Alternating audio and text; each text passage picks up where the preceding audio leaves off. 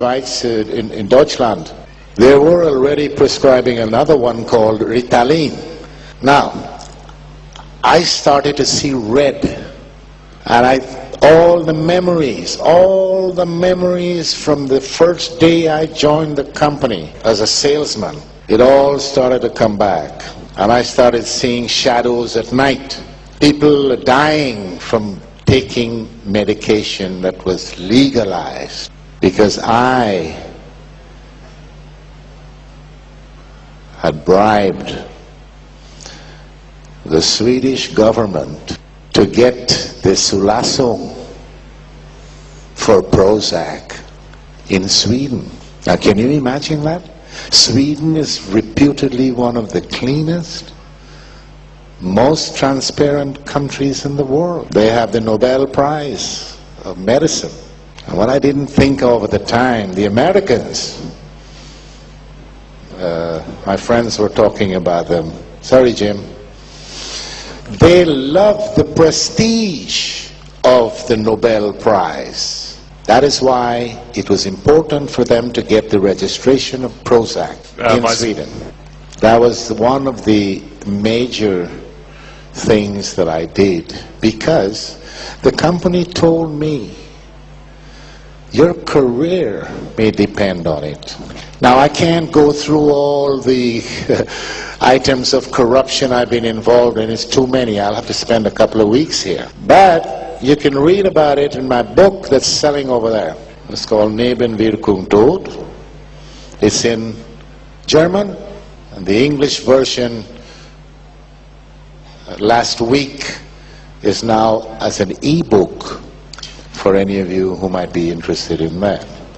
Now, as my colleague Rima was referring to earlier in her speech, what is the pharma industry doing to us? They're the most powerful industry in the world. They sleep in the same bed with governments. They use corruption to get what they want. Corruption involves money. Cool. They have lots and lots and lots of money, and that is how they make their money. Now, they also kill more people than the wars we have in the world. But long term, they punish you and then they kill you. And that has to stop. We need, according to the way things are today, we need the pharma industry because there are some good things out there. Sorry, Rima, I might be contradicting everything you said, but there are some things there that is good, but most of it is rubbish. They're not interested in curing any disease you may have. They're more interested in making you get diseases. They're interested in symptomatic treatment. They want patients who are diabetics, cardiology patients, Parkinson's disease, rheumatoid arthritis, arthrosis, because you live a long time and the drugs that you have to take, you take that for the rest of your life. So let me ask you the question. Is there anybody in here that can tell me when was the last time you heard or read that a pharma company has come with something that cures a disease? Beantworten Sie mir I'll give you €100 right now if you tell me.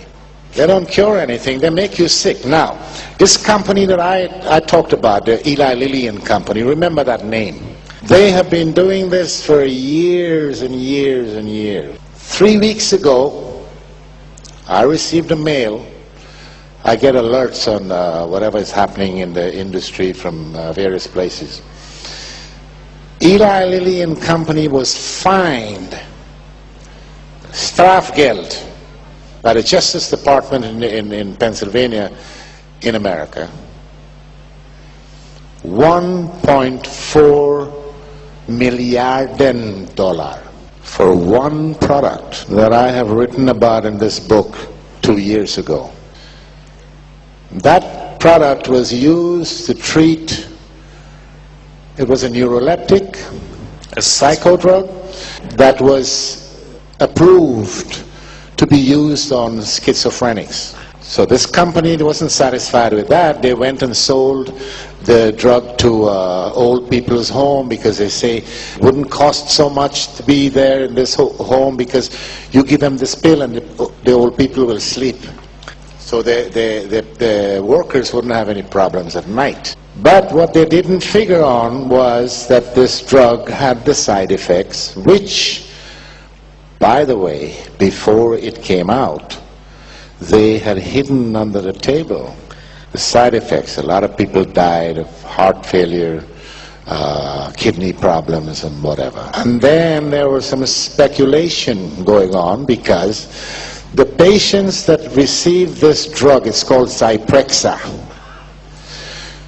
the patients that received this drug also got diabetes. And who is the largest diabetes medication producer in the world? Eli Lilly and Company.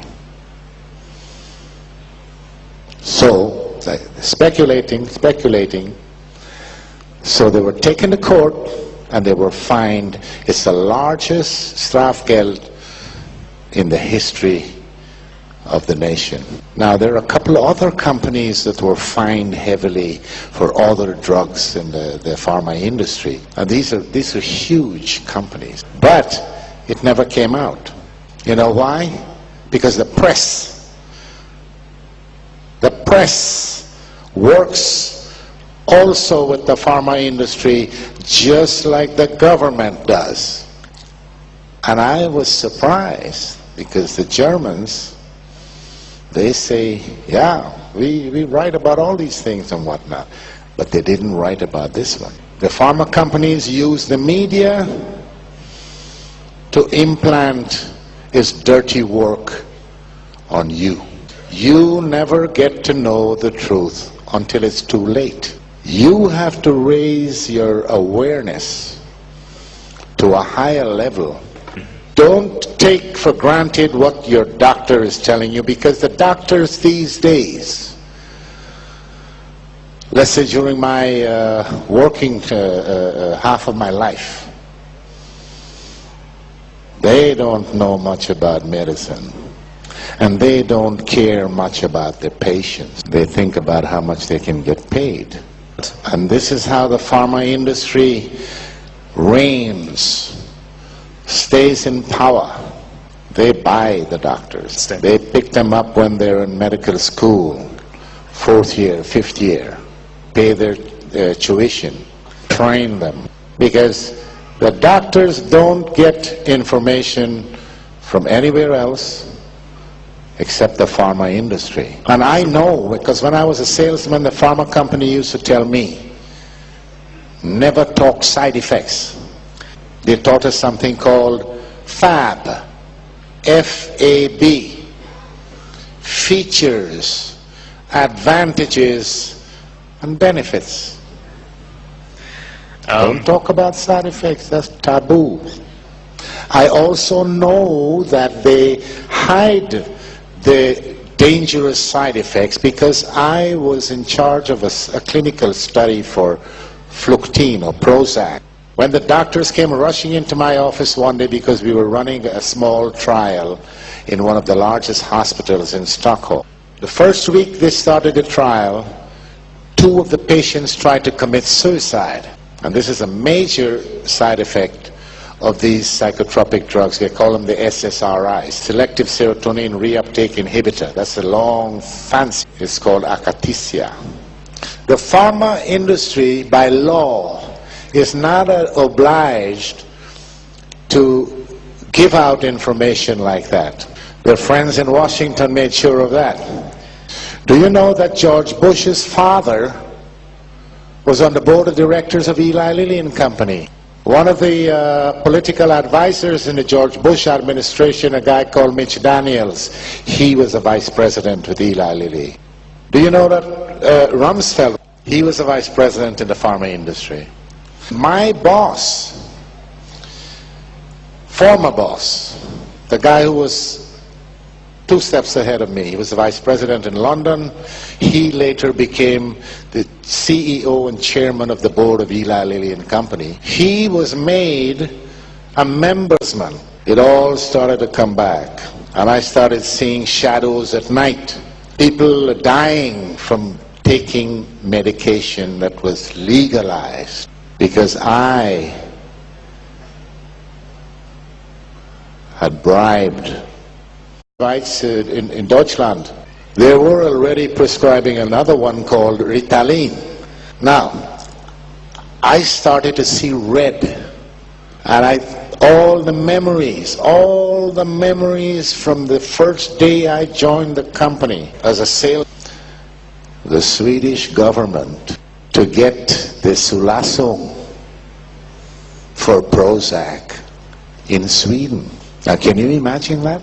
Sweden is reputedly one of the cleanest, most transparent countries. That is why it was important for them to get the registration of Prozac in Sweden. That was one of the major things that I did, because the company told me, your career is in the world. They have the Nobel Prize of Medicine. And what I didn't think of at the time, the Americans, my friends were talking about them. Sorry, Jim. They love the prestige of the Nobel